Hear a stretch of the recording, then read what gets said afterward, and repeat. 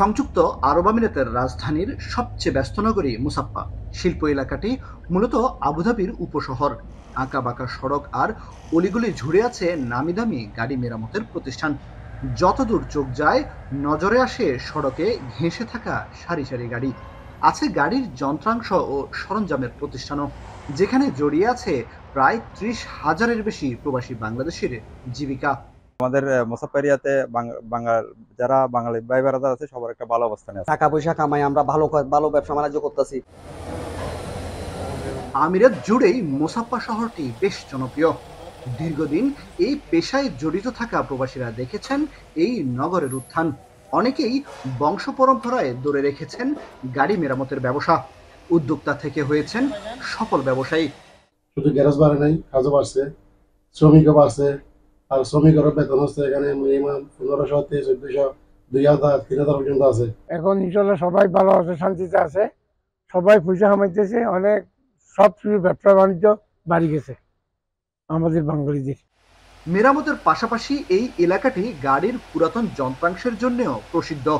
জমজমাট এই ব্যবসায় বাংলাদেশিদের অংশগ্রহণ চোখে পড়ার মতো।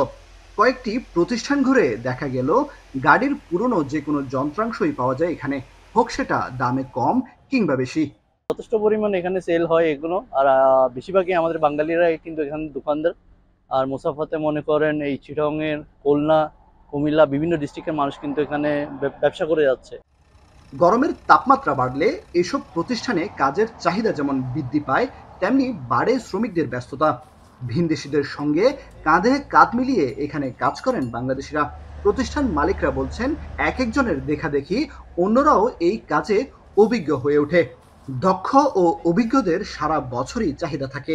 খাওয়া দাওয়া মালিকের, বিষয় মালিকের, আমরা যদি কর্মসংস্থান যদি বিষয়গুলো থাকে আরো আমাদের লোক নেওয়া দরকার ছিল।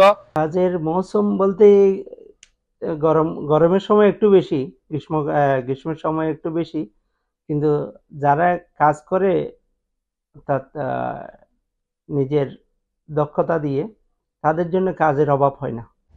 আবুধাবির এই শিল্প এলাকাটি গাড়ি মেরামত ও যন্ত্রাংশের জন্য যেমন সমৃদ্ধ, তেমনি এখানে কর্মসংস্থানের সুযোগ পেয়ে বছরের পর বছর অর্থনৈতিকভাবে নিজেদের সমৃদ্ধ করছেন বাংলাদেশিরা। কামরুল হাসান জনি, এখন সংযুক্ত আরব আমিরাত।